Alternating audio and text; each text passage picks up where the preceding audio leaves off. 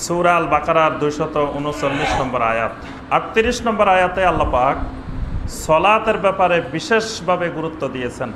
হাফিজু আলাস সালাওয়াত, সলাতের উপরে তোমরা যত্নবান হও, সলাতের হেফাজত করো। এরপরে আল্লাহ পাক বলতেছেন এই সলাতের হেফাজত করতে গিয়ে যেই অবস্থায় তুমি আসো সেই অবস্থায় হেফাজত করো।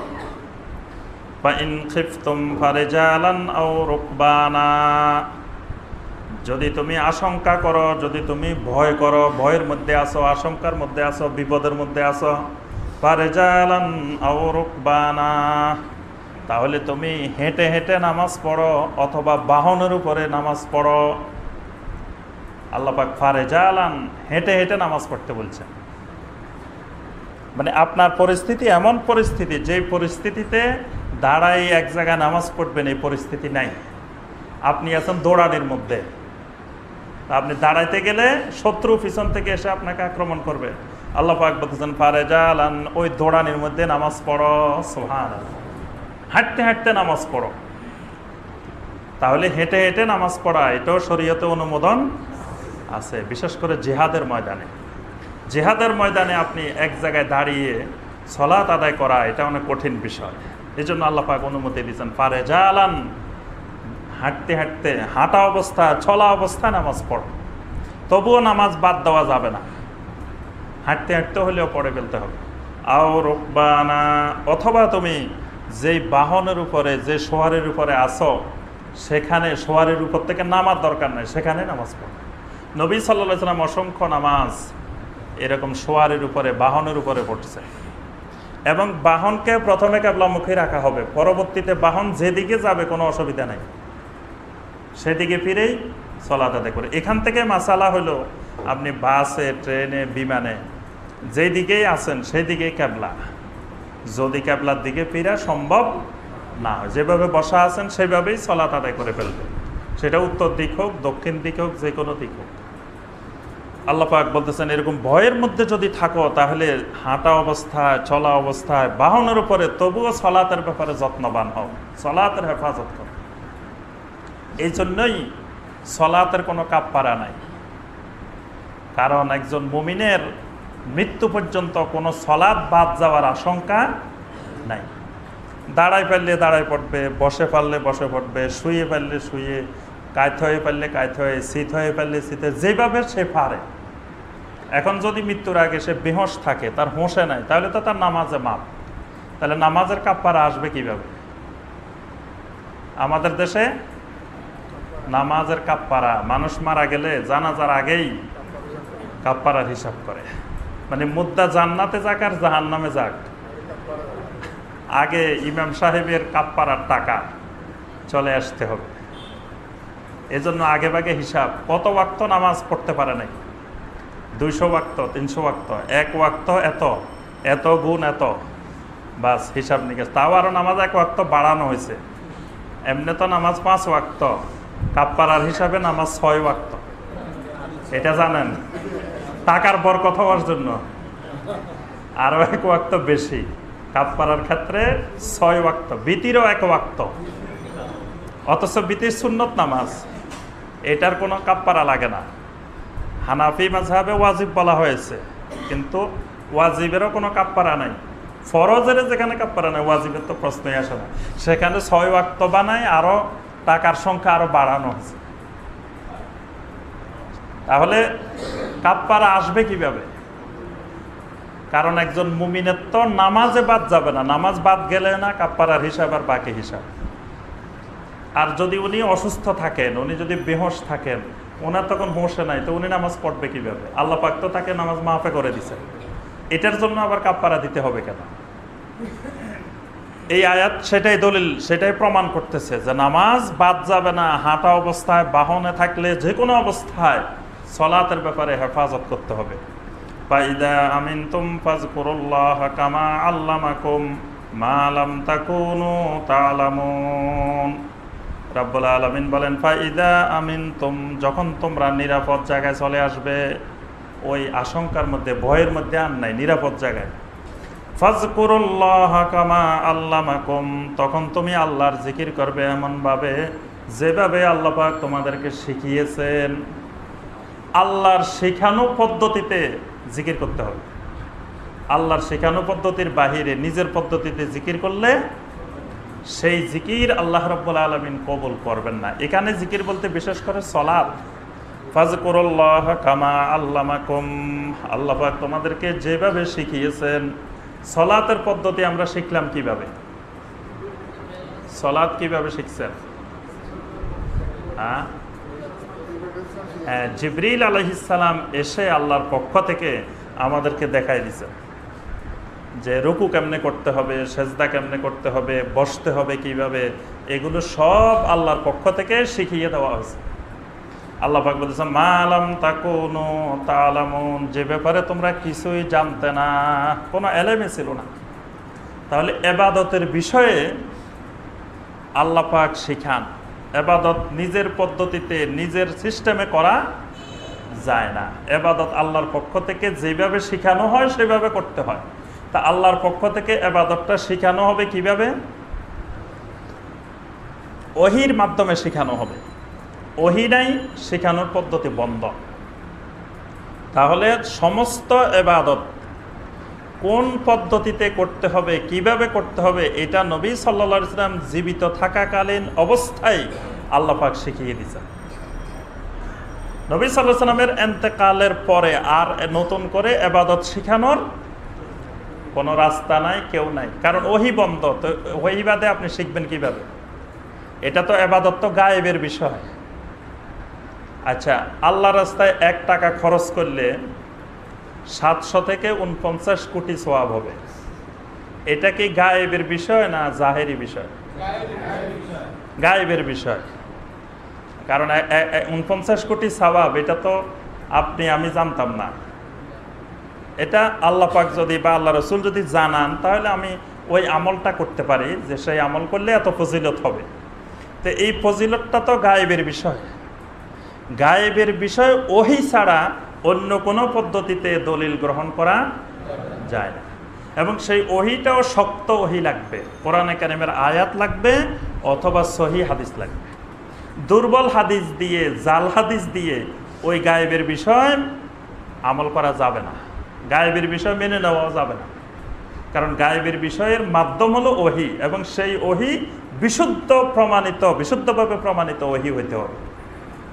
এই জন্য যেটা আমরা বলতেছিলাম যে আল্লাহ পাক বলছেন যে তোমরা কিছুই জানতে না আল্লাহর জিকির কিভাবে করতে হবে, আল্লাহ তোমাদেরকে শিখাইছেন। যেভাবে আল্লাহ শিখাইছেন সেইভাবে আল্লাহর জিকির করো। আচ্ছা, তাহলে জিকির কি আল্লাহ রসুল থেকে শিখতে হবে নাকি মুজাদ্দেদে আল-ফেসানির থেকে শিখতে হবে? জিকির কি খাজা মঈনুদ্দিন চিশতি থেকে শিখতে হবে নাকি আল্লাহ রসুল থেকে শিখতে হবে? জিকির কি আব্দুল কাদের জিলানী রহমতুল্লাহ আলাইহি থেকে শিখতে হবে নাকি আল্লাহ রসুল থেকে শিখতে হবে? আল্লাহ রসুলকে তো আল্লাহ শিখিয়ে দিয়েছেন জিকির কেমনে করতে হবে। তাহলে চিশতিয়া তরিকার জিকির, নকশবন্দিয়া তরিকার জিকির, মুজাদ্দেদিয়া তরিকার জিকির, এত তরিকার জিকির হবে কেন? জিকির তো একটাই হবে, মুহাম্মদ রাসূলুল্লাহ তরিকার জিকির। কি বলেন? কারণ জিকির আল্লাহ রাসূলকে শিখান নাই, তো শিখাইলে আবার অন্য তরিকার জিকির আসবে কেন ইসলামের মধ্যে? জিকির তো একটাই থাকবে। সাহাবায়ে কেরাম নবী সাল্লাল্লাহু আলাইহি ওয়াসাল্লাম যে জিকির শিখেছেন সেটাই জিকির করছেন। নতুন কোন তরিকার, আবু বকরের তরিকার জিকির, ওমরের তরিকার জিকির, ওসমানের তরিকার জিকির, আলীর তরিকার জিকির, আয়েশার তরিকার জিকির, এরকম জিকির সাহাবায়ে কেরাম করছেন কোনোদিন? এই জন্য আল্লাহ পাক বলছেন ফাজকুরুল্লাহ কামা আল্লামাকুম, আল্লাহ তোমাদেরকে যেভাবে শিখিয়েছেন সেভাবেই আল্লাহর জিকির করো। তাহলে আল্লাহর জিকিরে সাহাবায়ে কেরামের হালত যেমন হয়েছিল আমাদের হালতও ওই রকমই হইতে হবে। এখন সাহাবায়ে কেরাম জিকির করতে করতে কোনোদিন খেজুর গাছে লাফ মারি উঠছেন এরকম কোনো হাদিস পাইছেন? আরব দেশে তো আর অন্য কিছু নাই, খেজুর গাছ তো আছে। আর নবী সাল্লাল্লাহু আলাইহি ওয়াসাল্লামের সাথে জিকির করতে করতে কোনো সাহাবী লাফ মেরে খেজুর গাছের উপরে কাঁটার মধ্যে উঠে গেছেন, এরকম কোনো জাল হাদিসও আসছে? তাহলে এখন যদি কেউ লাফ মেরে মসজিদে ছাদে উঠে যান জিকির করতে করতে, তাহলে এটা কি নবী সাল্লাল্লাহু আলাইহি ওয়াসাল্লামের আর সাহাবায়ে কেরামের জিকির হবে? বুঝতে হবে এই জিকিরের সাথে নবী সাল্লাল্লাহু আলাইহি ওয়াসাল্লামের জিকিরের মিল নাই। থাকলে ওই জিকিরে সাহাবায়ে কেরাম খেজুর গাছে উঠে যেতেন। যেহেতু উঠেন নাই কোনো সাহাবী খেজুর গাছে, তাহলে বসতে হবে কিয়ামত পর্যন্ত কোনো মুমিন নবী সাল্লাল্লাহু আলাইহি সাল্লামের তরিকার জিকির করলে কোনোদিন খেজুর গাছে বা যে অন্য কোনো গাছে অন্য কোনো বাসে উঠে যাওয়ার সম্ভাবনা নাই। ওয়াল্লাযীনা ইউতাওয়াফাউনা মিনকুম ওয়া ইয়াযারুনা আযওয়াজা ওয়াসিয়্যাতান লিআজওয়াজিহিম। এই আয়াতে কারিমাটা মানসুখ হয়ে গেছে, 240 নম্বর আয়াত। এখানে আল্লাহ পাক বলতেছেন যে তোমরা মারা যাওয়ার আগে স্ত্রীদেরকে ওসিয়ত করে যাবা 1 বছর পর্যন্ত যেন স্ত্রীরা ঘর থেকে বের না হয়। এই 1 বছরে তাদের থাকা খাওয়ার সব ব্যবস্থাপনা তুমি করে যাবে। পরবর্তীতে আল্লাহ পাক এটাকে মানসুখ করে দিয়েছেন যে আল্লাহ পাক তাদের জন্য 4 মাস 10 দিন ইদ্যত নির্ধারণ করছেন। স্বামী মারা গেলে স্ত্রী 4 মাস 10 দিন ইদ্যত পালন করবে। ওই আয়াত দ্বারা এই 1 বছরের ওসিয়ত এটা মানসুখ হয়ে গেছে। আল্লাহ পাক বলতেছেন ওয়াল্লাযীনা ইউতাওয়াফাউনা মিনকুম, তোমাদের মধ্যে যখন কোনো ব্যক্তি মারা যাওয়ার আশঙ্কা করে, ওয়া ইয়াযারুনা আযওয়াজা, তার স্ত্রী রেখে যায়, ওয়াসিয়্যাতান লিআজওয়াজিহিম, স্ত্রীদের জন্য তিনি ওসিয়ত করে যাবেন, মাতান ইলাল হাওলে গায়রা ইখরাজ, 1 বছর পর্যন্ত তার যাবতীয় ভরণ পোষণের জিনিস গায়রা ইখরাজ, যাতে সে বের হতে না হয়। 1 বছর পর্যন্ত স্ত্রী যেন ঘর থেকে বের হতে না হয়, এরকম ব্যবস্থাপনা করে স্ত্রীকে ওসিয়ত করে যাবে। বা ইন খারাজনা, যদি তারা বের হয়ে যায়, স্বামী ওসিয়ত করে গেল 1 বছরের, কিন্তু স্ত্রী বের হয়ে গেছে 1 বছরের আগেই, ফালা জুনাহা আলাইকুম ফিমা ফাআলনা ফি আনফুসিহিন্না মিন মারুফ, তাহলে তারা যা কিছু করবে এই ব্যাপারে তোমাদের কোনো গুনাহ হবে না, এটার জন্য তোমরা দায়ী হবে না। ওই স্ত্রী তোমার ওসিয়ত অমান্য করে যদি বের হয়ে যায়, এটার জন্য সে নিজেই দায়ী। ওয়াল্লাহু আজিজুন হাকিম, আল্লাহ পাক হলেন মহা পরাক্রমশালী, মহাবিজ্ঞানী। এখানে স্ত্রীদের জন্য যদিও ওই ওসিয়তটা মানসুখ হয়ে গেছে, কিন্তু কিছু জিনিস ওসিয়ত করে যেতে হবে। একটি জিনিস ওসিয়ত করতে হবে, নিয়াহা, নিয়াহা যেন না করে। নিয়াহা, নিয়াহা মানে বিলাপ করা, হাউমাউ করে, চিৎকার করে, কাপড় চোপড় ছিঁড়ে বেহোশ হয়ে চিৎকার দেওয়া, কান্নাকাটি করা, মুখে আঘাত করা, শরীরে আঘাত করা, এইরকম কাজকে বলা হয় নিয়াহা। এই নিয়াহা যেন না করে স্বামী মারা গেলে।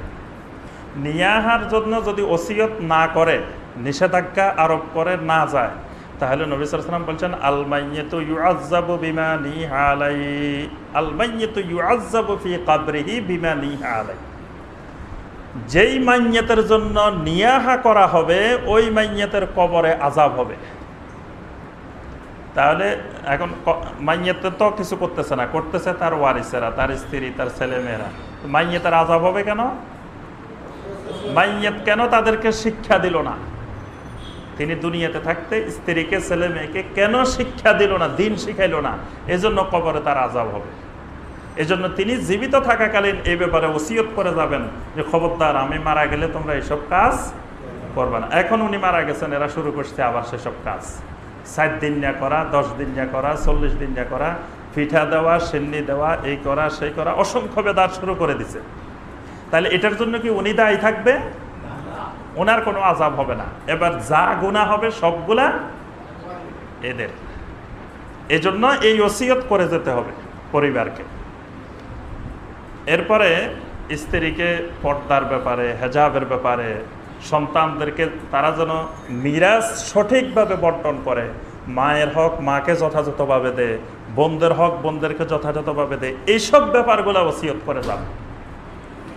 ওয়ালিল মুতাল্লাকাতি মাতাউম বিল মারুফ, ঠিক একইভাবে তালাক প্রাপ্তা স্ত্রীদের জন্য সেই তালাকের ইদ্যতকালীন সময়ের যাবতীয় ব্যবস্থাপনা করতে হবে। হাক্কান আলাল মুত্তাকিন, এটি মুত্তাকিনদের উপরে হক, নির্ধারিত অধিকার। কাযালিকা ইউবাইয়িনুল্লাহু লাকুম আয়াতিহি লাআল্লাকুম তাকিলুন। রব্বুল আলামিন বলেন, এইভাবেই আল্লাহ পাক তোমাদের জন্য আল্লাহর আয়াতগুলোকে স্পষ্ট করে বর্ণনা করে দেন লাআল্লাকুম তাকিলুন, যাতে তোমরা অনুধাবন করতে পারো, বুঝতে পারো, তোমাদের যাতে একটু আকল তৈরি হয়, তোমরা যাতে বেআক্কল না থাকো, আকলবান হতে পারো। এই জন্যই আল্লাহ পাক তোমাদেরকে এইসব আয়াতগুলো বর্ণনা করে দেন। এরপরে আল্লাহ পাক বনী ইসরায়েলের কিছু ঘটনা বর্ণনা করতেছেন। এই আয়াতে কারিমাগুলো নাজিল হয় মদিনায় হিজরতের 2 বছর পরে, বদরের যুদ্ধের আগে। সাহাবায়ে কেরাম বারবার বলতেছিল যে আমরা জেহাদ করব, জেহাদ করব, জেহাদ চাই, কিন্তু জেহাদ হইলে সেখানে আমরা নাই। তো সাহাবায়ে কেরাম জেহাদ চাচ্ছেন নবী সাল্লাল্লাহু আলাইহি ওয়াসাল্লামের কাছে। তো নবী সাল্লাল্লাহু আলাইহি ওয়াসাল্লাম বলতেছেন, জেহাদ তো চাইতেছো ভালো কথা, জেহাদ যখন শুরু হবে তখন কি খুঁজে পাওয়া যাবে? তখন আল্লাহ রাব্বুল আলামিন ওই বনী ইসরায়েলের জেহাদের ঘটনা, যে বনী ইসরায়েলিরাও এরকম জেহাদ করছে, কিন্তু যখন জেহাদ শুরু হয়েছে ওই যে আমরা নাই, যাও মুসা তোমরা জেহাদ করো। ওই ব্যাপারে আল্লাহ পাক এখানে কয়েকটি বিষয় বর্ণনা করে মুমিনদেরকে এই ব্যাপারে উদ্বুদ্ধ করতেছেন। 243 নম্বর আয়াত থেকে এই বিষয়ে আলোচনা শুরু। আল্লাহ পাক বলেন, আলাম তারা ইলাল্লাযীনা খারাজু মিন দিয়ারিহিম, আপনি কি তাদের ব্যাপারে অবগত হয়েছেন যারা তাদের বাড়িঘর থেকে বের হয়ে গিয়েছিল, ওয়াহুম উলুফুন, তারা ছিল হাজার হাজার, হাজারাল মাউত, মৃত্যুর ভয়ে। এখানে মুসা আলাইহিস সালামের সাথে এরা মিশর থেকে বের হয়ে নদী পার হয়ে আরেকটা দেশে আসছে না, তিহ ময়দানে আসছে। এই যে ফেরাউনের কবল থেকে রক্ষা পেয়ে যখন এই পাড়ে আসছে, এখানে হাজার হাজার আসছে, তারা মৃত্যু থেকে বাঁচার জন্য নিজেরা এখানে আসছে। আসার পরে আল্লাহ পাক বললেন, শুনো, তোমাদেরকে আমি আল্লাহ পাক একটা ভূখণ্ড দিতে চাই। সেই ভূখণ্ডটা কোনটা? ফিলিস্তিন। ফিলিস্তিন আমি তোমাদেরকে দিয়ে দিব, শর্ত হলো এমনি দিব না, জেহাদ করে নিতে হবে।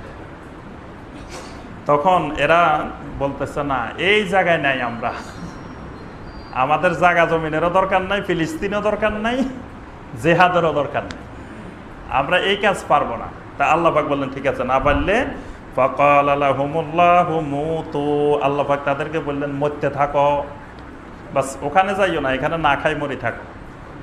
মানে এই ময়দানে যেহেতু ফিলিস্তিনের মধ্যে সুন্দর বাগান আছে, ফল ফলাদি আছে, খাবার আছে, সব আছে, কিন্তু সেখানে যাইতে হলে হয়তো কিছু লোক শাহাদাত বরণ করতে হবে, কিছু লোক শহীদ হলে বাকি তোমাদের হাজার হাজার পরবর্তী প্রজন্ম আরামে থাকতে পারবে। এন্ড কিছু লোক যেহেতু শহীদ হইতে রাজি নাই, সুতরাং ফাকাল লাহুমুল্লাহু মুতু, এবার এখানে কষ্ট করতে করতে মরো। এরপরে আল্লাহর গজব নাজিল হয়েছে এদের উপরে। এই জন্য বনী ইসরায়েলকে বলা হয় মাগদুবি আলাইহিম, গজব প্রাপ্ত জাতি এরা, এদের উপরে গজব নাজিল হয়েছে। আল্লাহ পাক এমন দুর্ভিক্ষ দিচ্ছেন, এখানে হাজার হাজার মানুষ এই তিহ ময়দানে দুর্ভিক্ষে না খায়, অসুস্থতায় মরে গেছে সব। আল্লাহ পাক বলে দিচ্ছেন, মুতু, মরতে থাকো। তো জেহাদের ময়দানে মরলে তো শহীদ হইতা, এখানে মরিত আর শহীদ হওয়া নাই। সুম্মা আহইয়াহুম, অনেকগুলা মারা গেল, বাকিদেরকে আল্লাহ জীবিত রাখলেন। ইন্নাল্লাহা লাযু ফাদলিন আলান নাস ওয়ালাকিন্না আকসারান নাস লা ইয়াশকুরুন, আল্লাহ পাক বলেন, আল্লাহ পাক মানুষের উপরে অনুগ্রহশীল, কিন্তু অধিকাংশ মানুষ আল্লাহর এই অনুগ্রহের শুকর আদায় করে না। আল্লাহ পাক বান্দার উপরে এত অনুগ্রহশীল, কিন্তু আকসারান নাস লা ইয়াশকুরুন, অধিকাংশ মানুষই আল্লাহ শুকর আদায় করে না। তাহলে অধিকাংশ মানুষের যা করে সেটা সঠিক না, সেটা ব্যাঠিক। কিন্তু আমাদের সমাজের ধারণা হলো এত মানুষ করে, ভুল করে নাকি? লক্ষ লক্ষ মানুষ করে, এখানে লক্ষ লক্ষ মানুষ যায়, এরা কি না বুঝে যায় নাকি? ওই দরবারে লক্ষ লক্ষ মানুষ যাইতেছে, এরা কি পাগল নাকি? এরা না বুঝে যাইতেছে নাকি? এই আখেরি মুনাজাতে লক্ষ লক্ষ মানুষ যাচ্ছে, না বুঝে যাচ্ছে নাকি? মানুষ এত পাগল নাকি সব? তা আল্লাহ পাক বলে দিচ্ছেন, ওয়ালাকিন্না আকসারান নাস লা ইয়াশকুরুন, অধিকাংশ মানুষ যেই কাজ করে সেই কাজ ঠিক না, মানে অধিকাংশ মানুষ ভুল কাজ করে, অল্প মানুষে যেটা করে সেটা ভালো কাজ করে। এই জন্য নবী সাল্লাল্লাহু আলাইহি ওয়াসাল্লাম বলছেন, ওয়াইন তুতি আকসারা মান ফিল আরদি ইউদিল্লুকা আন সাবিলিল্লাহ, আপনি যদি দুনিয়ার অধিকাংশ মানুষের আনুগত্য করেন, অধিকাংশ মানুষের কথা মেনে নেন, তাহলে তারা আপনাকে আল্লাহর রাস্তা থেকে গোমরাহ করে দিবে। আজকের পৃথিবীতে আপনি যদি অধিকাংশ মানুষের কথা মেনে নেন, তা আপনি তো মুশরিক হয়ে যাবেন। কারণ পৃথিবীর জনসংখ্যা যা, তার মধ্যে অধিকাংশ মানুষ মুশরিক। তা আপনি যদি বলেন যে আমেরিকার মানুষ এত চালাক, চাঁদে যাইতেছে, মঙ্গল গ্রহে যাইতেছে, হেরা কি ইসলাম বুঝে না? হেরা ইসলাম গ্রহণ করে না, আমি ইসলাম গ্রহণ করবো কেন? ইউরোপের লোকেরা এত পণ্ডিত, এত চালাক, এত টাকা পয়সার মালিক, তারাও তো ইসলাম গ্রহণ করে না, হেরা কি বুঝে না? এইভাবে আপনি যদি পৃথিবীর অধিকাংশ মানুষের কথা মেনে নেন, তা আপনি মুশরিক হয়ে কবরে যাইতে হবে। এজন্য অধিকাংশ মানুষ শরীয়তের কোনো দলিল না, এই আকীদা স্পষ্ট থাকতে হবে যে অধিকাংশ মানুষ করুক, কোটি কোটি মানুষ করুক, কোটি কোটি মানুষ বেদাতের মধ্যে থাকতে পারে, কোটি কোটি মানুষ না বুঝার মধ্যে, গুমরাহির মধ্যে থাকতে পারে, কিন্তু আমার আমল যদি কোরআন সুন্নাত থেকে মিল থাকে, তা আমি একজন হলেও হেদায়েতের উপরে আছি। এই আকীদা মজবুত থাকতে হবে। অনেক সময় আকীদা দুর্বল হয়ে যায়। মানুষ মনে করে যে এই সমাজে এত মুসলমান, সবাই দেখি একরকম, আমি আরেক রকম, কি আমি গোমরা না সমাজের লোক গোমরা? এই চিন্তার মধ্যে পড়ে যায় অনেকে, দেখি রে এই সমাজে এত মুসলমান, এত মানুষ, সবাই একরকম, আমি আরেক রকম, তাহলে কি আমি গোমরা না এরা গোমরা? তো মনে করে এত মানুষ কি ভুল করতেছে নাকি, মনে হয় আমি গোমরা। বুঝতে পারছেন? মন মানসিকতা অনেকে দুর্বল থাকে, এটা দুর্বলতা আনা যাবে না। সমাজের অধিকাংশ মানুষ যাই করুক, তারা বেদাতের উপরে থাকতে পারে, শিরকের উপরে থাকতে পারে, গুমরাহির উপরে থাকতে পারে। আমি শিরক মুক্ত কিনা, বেদাত মুক্ত কিনা, তাওহীদের উপরে আছে কিনা, সুন্নাতের উপরে আছে কিনা। আল্লাহ পাকের জন্য বলছেন অধিকাংশ মানুষেরাই আল্লাহর শুকর আদায় করে না। ওয়াকাতিলু ফি সাবিলিল্লাহ, সুতরাং মুমিনেরা তোমরা আল্লাহর রাস্তায় লড়াই করো। ওয়ালামু আন্নাল্লাহ সামিউন আলিম, আর জেনে রাখো আল্লাহ সব কিছু শুনেন আর জানেন।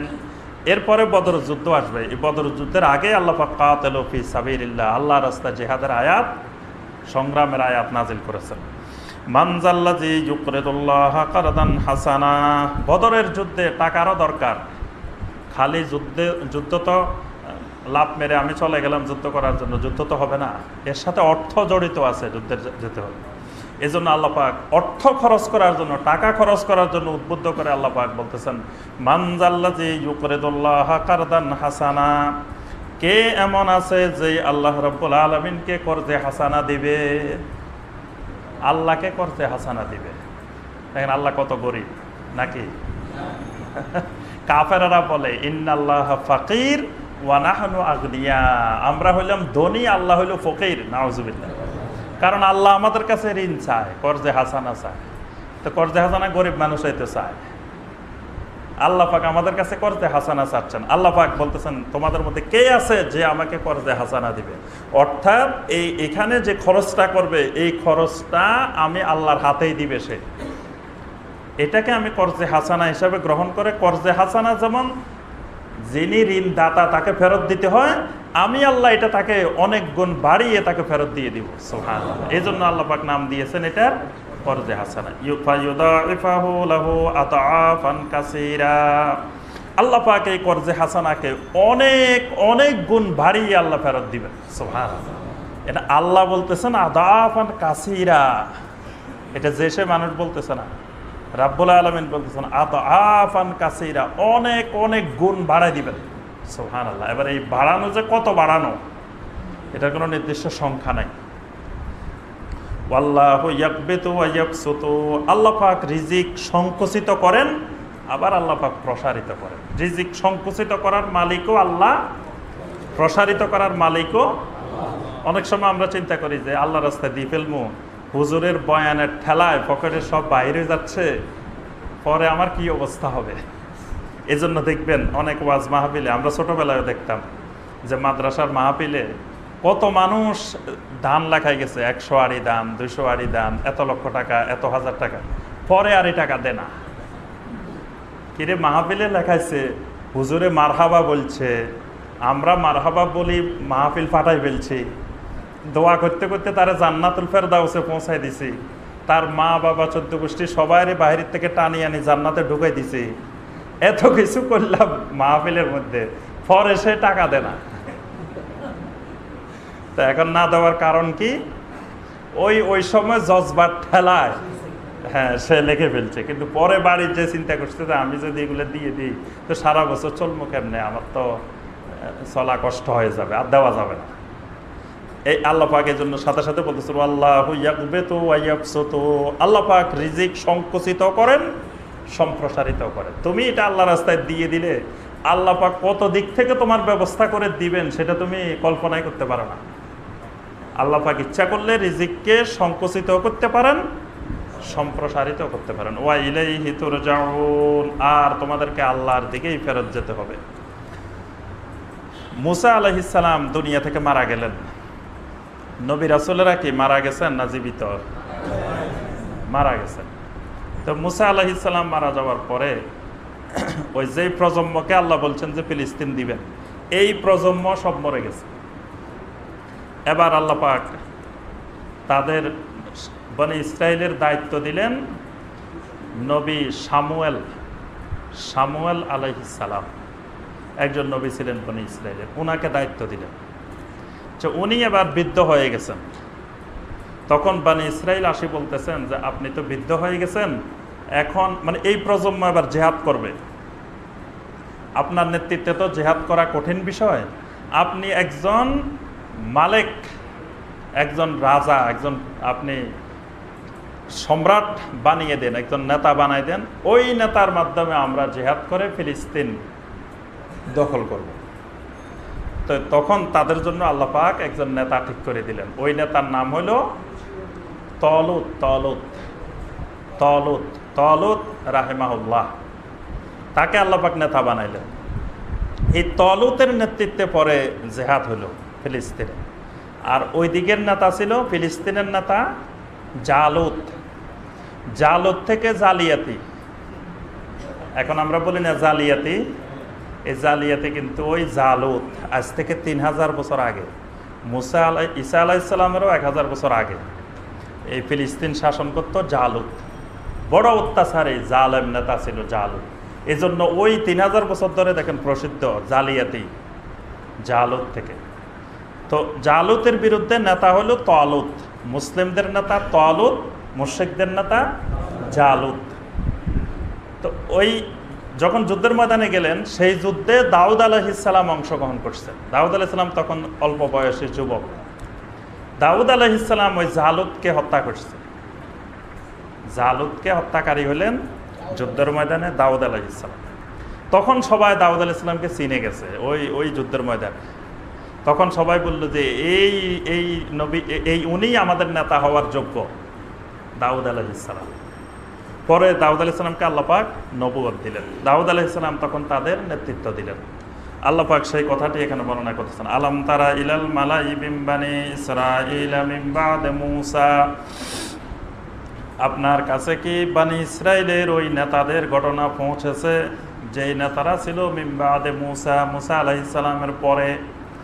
ইজ ক্বালু লিনাবিয়্যিন লাহুম, যখন তারা তাদের নবীকে বলল, তাদের নবীকে সামুয়েল আলাইহিস সালাম, ইবআস লানা মালিকান, আমাদের জন্য একজন মালিক, একজন রাজা আমাদের জন্য ঠিক করে দেন।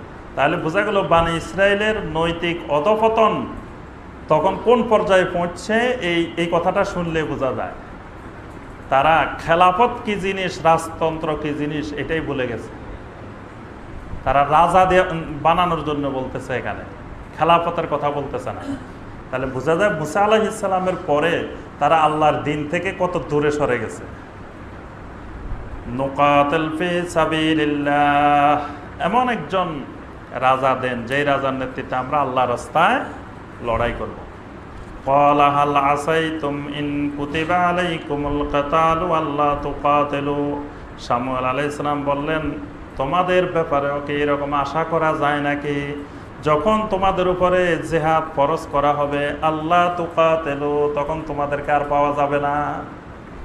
এখন জিহাদ চাই, কিন্তু জিহাদ শুরু হইলে তোমরা নাই, এরকম অবস্থা হবে নাকি? তখন তারা বলল ওয়ামা লানা আল্লাহ নুকাতিলা ফি সাবিলিল্লাহ, আমাদের কি হলো, আমরা কেন আল্লাহর রাস্তায় লড়াই করব না? ওয়াকাদ উখরিজনা মিন দিয়ারিনা ওয়া আবনাইনা, তারা আমাদেরকে আমাদের বাড়িঘর থেকে, আমাদের নিজেদেরকে, সন্তান সন্ততিদেরকে সবাইকে তারা বের করে দিয়েছে।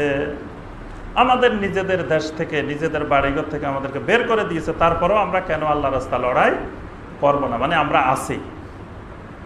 ফালাম্মা কুতিবা আলাইহিমুল কিতাল, যখন তাদের উপরে কিতাল ফরজ করা হলো, তাওয়াল্লাউ ইল্লা কলিলাম মিনহুম, তাদের অল্প কয়েকজন ছাড়া বাকি সবাই পালিয়ে গেল।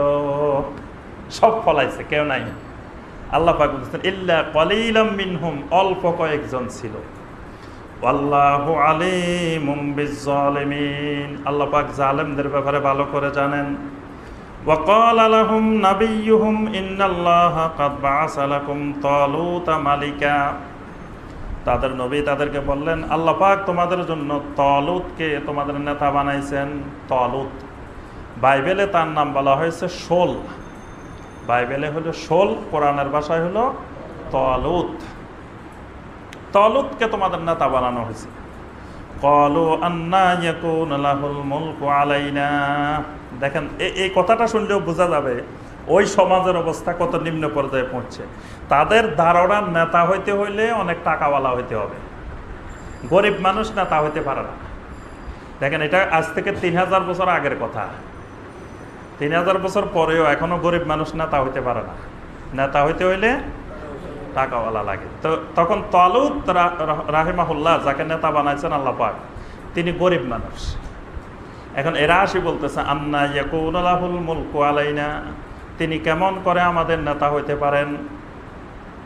ওয়া নাহনু আহাক্কু বিল মুলকি মিনহু, আমরা তো তার থেকে নেতা হওয়ার আরো বেশি যোগ্য। আমরা কি তালুতের চেয়ে কম নাকি? দেখেন ইসলামের নেতৃত্ব চাওয়া হারাম, অথচ এরা যায় নিজেরা নেতৃত্বের দাবি করতেছে যে তালুতের চেয়ে আমরা কম নাকি, আমরা নেতা না হই তালুত নেতা হবে কেন? ওয়ালাম ইউতা সাআতাম মিনাল মাল, কারণ তালুতকে তো প্রশস্ত মাল দেওয়া হয় নাই, সম্পদ দেওয়া হয় নাই। তালুতের তো অনেক সম্পদ নাই, টাকা পয়সা নাই, তো নেতা হইব কেমনে? কারণ নেতা হইতে গেলে তো টাকা খরচ করতে হবে না, তো টাকা কোথা থেকে খরচ করবে তালুত? তখন আল্লাহ পাক বলতেছেন ক্বালা ইন্নাল্লাহা আস্তাফাহু আলাইকুম, তখন নবী বললেন শোনো, আল্লাহ পাক তোমাদের উপরে তাকে নেতা হিসাবে মনোনীত করেছেন। এই মনোনয়ন তো আমি দিই নাই, এই মনোনয়ন হয়েছে কোথা থেকে? আরশে আজিম থেকে। আল্লাহ পাক মনোনয়ন দিয়েছেন তালুতকে।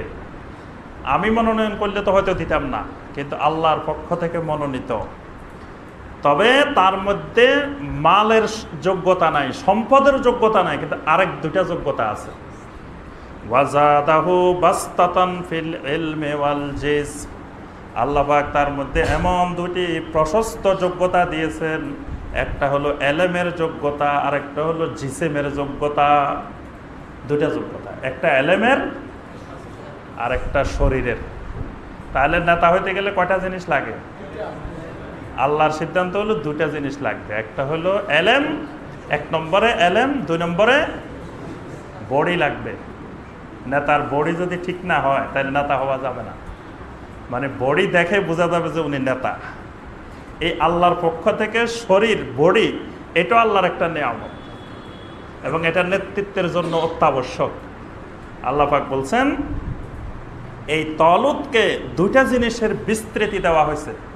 বাস্তাতান, বাস্তাতান মানে বস্তায় বস্তায়, আমরা বস্তা বলি না, বস্তা কিন্তু আরবি শব্দ, বুঝছেন? কোরআনে আল্লাহ পাক বলছেন ওয়াজাদাহু বাস্তাতান, বাস্তাতান মানে বিস্তৃত, মিনাল এলমে ওয়াল জিসমে, মানে তালুতের এলেম হলো বিশাল এলেম, বস্তায় বস্তায় এলেম তালুতে। আবার ওয়াল জিসমে, শরীরও এরকম বিশাল, হ্যাঁ, সুঠাম দেহের অধিকারী।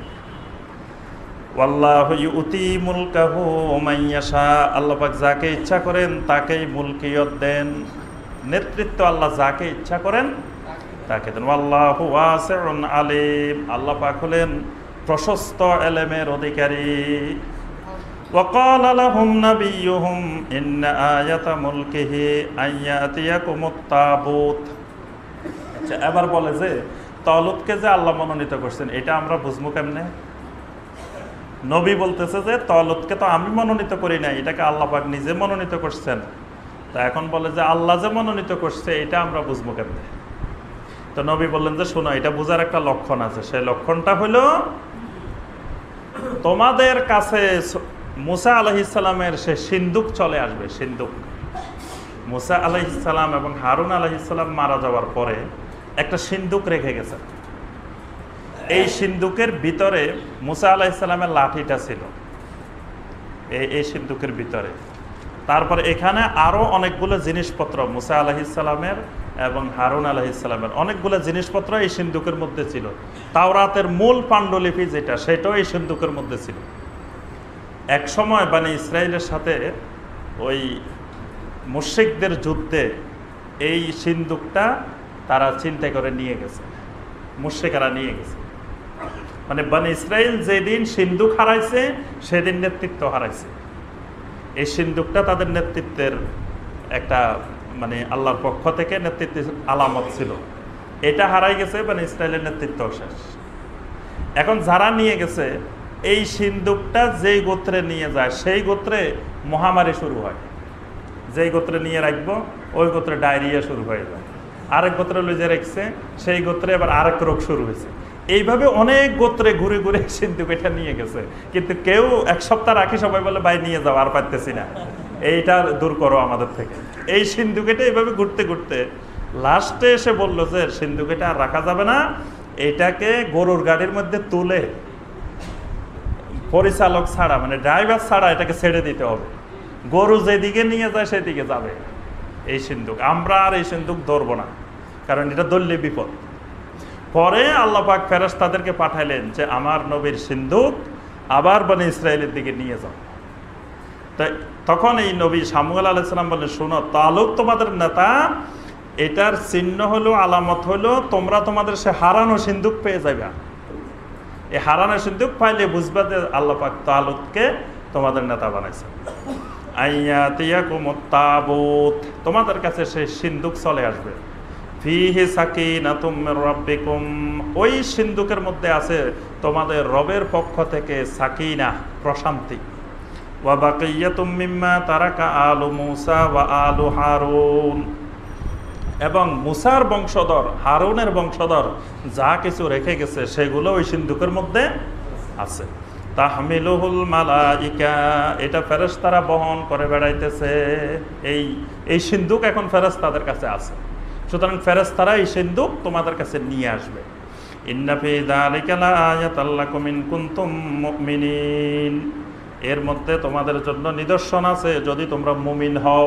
মুমিন হলে তোমরা বুঝতে পারবা যে এখানে আল্লাহ পাক তোমাদের জন্য অসংখ্য নিদর্শন রেখেছেন। ফালাম্মা ফাসালা তালুত বিল জুনুদ, যখন তালুত সৈন্য সামন্ত নিয়ে রওনা দিলেন, ক্বালা ইন্নাল্লাহা মুবতালিকুম বিনাহার, আগেই তো বিশাল একটা অংশ নাই, তো অল্প সংখ্যক যারা ছিলেন এরা তালুত রহমতুল্লাহ আলাই তার সাথে যাচ্ছিলেন। যাওয়ার সময় রাস্তায় একটা নদী পড়ছে, বড় একটা নদী। তো তালুত বললেন যে শোনো, এই নদী পার হওয়ার সময় খবরদার কেউ পানি পান করতে পারবা না, নদীতে যাওয়ার সময় পানি পান করতে, তবে বেশি পিপাসা লাগলে একটু হাত দিয়ে লই সামান্য একটু খেতে পারবা, কিন্তু বেশি নেওয়া যাবে না। এখন দেখা গেল অনেক মানুষে খেয়ে বসে রয়েছে, মানে বনী ইসরায়েলের কাজটাই ছিল এরকম। বললেন ইন্নাল্লাহা মুবতালিকুম বিনাহার, আল্লাহ পাক তোমাদেরকে একটি নদীর মাধ্যমে পরীক্ষা করবেন। ফামান শারিবা মিনহু ফালাইসা মিন্নি, যেই লোক এই নদী থেকে পানি পান করবে সে আমার উম্মতের অন্তর্ভুক্ত নয়। ওয়ামান লাম ইয়াতামহু ফাইন্নাহু মিন্নি, যে পানি পান করবে না, কিছু খাবে না, সেই আমার উম্মত, আমার দলভুক্ত। ইল্লা মান ইগতারাফা গুরফাতাম বিয়াদিহি, তবে যদি বেশি পিপাসা লাগে তাহলে সামান্য একটু নিয়ে হাত দিয়ে খেতে পারবা, এটার পারমিশন দেওয়া হয়েছে। ফাশারিবু মিনহু ইল্লা কালিলাম মিনহুম, তাদের অল্প কয়েকজন ছাড়া বাকি সবাই পরিতৃপ্তি সহকারে পানি পান করে নিল। একেবারে অল্প যখন কইছে তো অল্প খামোজন বেশি করে খাই। এই জন্য দেখবেন যে অনেকে হারাম জিনিস যখন একটু খাওয়ার পারমিশন পায় তখন মনে করে যে জীবনে একবার পারমিশন পাইছি, বেশি করে খাইলে। আল্লাহ পাক বলছেন এই জন্য ফামানিত তোররা গাইরা বাগিন ওয়ালা আদিন, এটাকে বলা হয় বাগি, সীমা লঙ্ঘনকারী। তো এদেরকে তালুত বললেন যে সামান্য যদি বেশি পিপাসা লাগে সামান্য একটু খেয়ে নিও। তো এরা একবারে ভালো করে খেয়ে নিছে। ফালাম্মা জাওয়াজাহু হুয়া ওয়াল্লাযীনা আমানু মাআহু, এরপরে যখন নদী অতিক্রম করে তিনি আর ইমানদাররা ওই দিকে গেলেন। ক্বালু লা তাকাতা লানাল ইয়াওমা বিজালুত ওয়া জুনুদিহি, জালুত ওই দিক থেকে খবর পেয়েছে যে তালুত বিশাল বাহিনী নিয়ে আসতেছে। তখন জালুতও বিশাল এক বাহিনী নিয়ে প্রস্তুত। এবার এই যে প্রথম তো এক গ্রুপ এখানে রয়ে গেছে, এরপরে অল্প কয়েকজন গেল। নদী পার হওয়ার পরে বলতেছে না, এই বিশাল বাহিনীর সাথে যুদ্ধ করা, জেহাদ করা এটা আমাদের পক্ষে সম্ভব না। লা তাকাতা লানাল ইয়াওম, আজকে আমাদের ওই পরিমাণ কোনো শক্তি সামর্থ্য নাই বিজালুত ওয়া জুনুদিহি, জালুত এবং তার সৈন্যদের সাথে যুদ্ধ করার মতো। ক্বালাল্লাযীনা ইয়াযুন্নুনা আন্নাহুম মুলাকুল্লাহ, ওই সৈন্যদের মধ্য থেকে কিছু সৈন্য এমন ছিল যারা সবসময় এমন ইয়াকিন, এমন বিশ্বাস তাদের ভিতরে ছিল একদিন তাদেরকে আল্লাহর সাথে মোলাকাত করতে হবে, এইরকম বিশ্বাসওয়ালা কিছু মানুষ সেখানে ছিল। এরা বলে উঠল কাম মিন ফিয়াতিন কালিলাতিন গালাবাত ফিয়াতান কাসীরাতান বিইজনিল্লাহ। আরে বোকা মানুষেরা, কত অল্প সংখ্যক মানুষ বিশাল বিশাল বাহিনীর বিরুদ্ধে আল্লাহর অনুগ্রহে জয়লাভ করেছে, সেটা কি তোমরা জানো না? আমরা অল্প হলে কি হবে, আমাদের তো ঈমান মজবুত, ঈমান শক্ত, তো লক্ষ লক্ষ মানুষ হলে অসুবিধা কি? ওয়াল্লাহু মা'আস সাবিরিন, আল্লাহ তো সাবিরিনদের সাথেই থাকেন, আমরা তো সাবিরিন। ওয়ালাম্মা বারাজু লিজালুত ওয়া জুনুদিহি, যখন জালুত এবং তার সৈন্যদের সাথে যুদ্ধ আরম্ভ হয়ে গেল, ক্বালু রব্বানা আফরিগ আলাইনা সবরা, তখন তারা আল্লাহর কাছে দোয়া করলো, রব্বুল আলামিন আফরিগ আলাইনা সবরা, আমাদেরকে সবর ধরার তৌফিক দাও। ওয়াসাব্বিত আকদামানা, আর এই যুদ্ধের ময়দানে আমাদের কদমগুলাকে সাবেত রাখিও, আমাদের পাগুলাকে এখানে সাবেত রাখিও, মানে আমরা যাতে পালিয়ে না যাই, পিছনের দিকে না যাই। ওয়ানসুরনা আলাল কাওমিল কাফিরিন, কাফেরদের উপরে আমাদেরকে বিজয় দান করিও। তাহলে যুদ্ধের ময়দানে দাঁড়িয়ে আল্লাহর কাছে দোয়া করলে আল্লাহ সেই দোয়া কবুল করেন। যুদ্ধের ময়দানে গেলামে না, এখানে বসে যদি দোয়া করতে থাকি আল্লাহ পাক ওই দোয়া কবুল করবেন করবেন। এজন্য নবীদের সুন্নত হইল ময়দানে গিয়ে দোয়া করা, আর বর্তমানে আমরা চালু করছি ঘরে বসে দোয়া করা। এটা নবীওয়ালা সুন্নতের, নবীওয়ালা কাজের বিপরীত কাজ। ফাহাজামুহুম বিইজনিল্লাহ, আল্লাহর অনুগ্রহে লড়াই আরম্ভ হয়ে গেল। ওয়া কাতালা দাউদ জালুতা, দাউদ আলাইহিস সালাম জালুতকে হত্যা করলেন। দাউদ আলাইহিস সালাম জালুতকে হত্যা করলো। ওয়া আতাহুল্লাহুল মুলকা ওয়াল হিকমাতা, আল্লাহ পাক দাউদ আলাইহিস সালামকে রাজত্ব দিলেন, হিকমত দিলেন। ওয়া আল্লামাহু মিম্মা ইয়াশা, আল্লাহ পাক যা ইচ্ছা করলেন ওই রকম এলেমও দিলেন।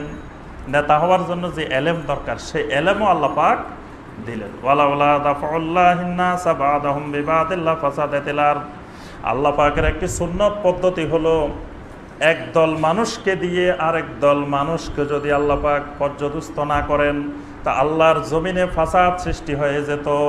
এটা আল্লাহর সুন্নত। এক গ্রুপকে দিয়ে আরেক গ্রুপকে আল্লাহ পাক শাসন করেন, মানে একই ব্যক্তির হাতে বা একই দলের হাতে, একই মানুষের হাতে আল্লাহ পাক দীর্ঘদিন ক্ষমতা রাখেন না। এক দলকে দিয়ে আরেক দল, এক গ্রুপকে দিয়ে আরেক গ্রুপ, এই দমনটা যদি না হইতো আল্লাহ বলতেছেন লা ফাসাদাতিল আরদু, পুরা জমিনে ফাসাদ সৃষ্টি হয়ে যেত। মানে একজন যদি আজীবন ধরেন 500 বছর যদি একজন শাসক থাকে পৃথিবীর কোথাও, তো এই শাসক কি করতো সারা দুনিয়াতে? ফাসাদ সৃষ্টি করে দিত।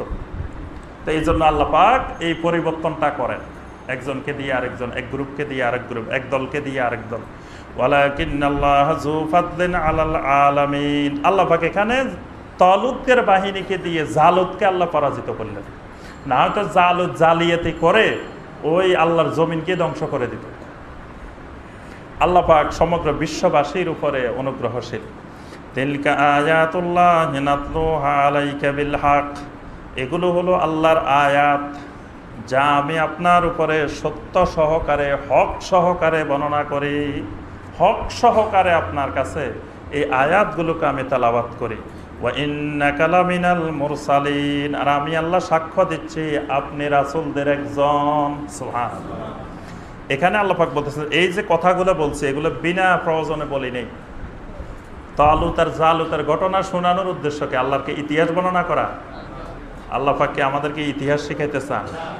এটা বর্ণনা করার উদ্দেশ্য হলো মুমিনেরা যেন এখান থেকে শিক্ষা নেয়, যে সামনে বদর আসতেছে, ওহুদ আসতেছে, খন্দক আসতেছে, এগুলোতে যেন তালুত জালুতের এই পদ্ধতিগুলো অনুসরণ করা হয়। এই জন্য আল্লাহ পাক এই ঘটনাগুলো এখানে বর্ণনা করেছে। কোরআনে কারীমের একটা শব্দ, একটা বাক্য আল্লাহ পাক বিনা প্রয়োজনে নাজিল করেন। শুধু ইতিহাস শোনানো আল্লাহ পাকের উদ্দেশ্য না, উদ্দেশ্য হলো এখান থেকে শিক্ষা গ্রহণ করা। আর সর্বশেষ আল্লাহ বলে দিচ্ছেন, ওয়া ইন্নাকা লামিনাল মুরসালিন, অবশ্যই অবশ্যই আপনি আল্লাহ রাসূল। আল্লাহ পাক আমাদের সবাইকে কোরআনে কারীমের এই আয়াতগুলোর আলোকে আমল করার তৌফিক দান করুন। আমিন ইয়া রাব্বাল আলামিন। আমরা আজকে কোরআনে কারীমের তাফসীর এখানেই শেষ করি। ইনশাআল্লাহ পরবর্তী তাফসীরে 253 নম্বর আয়াত থেকে আমাদের তাফসীর আরম্ভ হবে।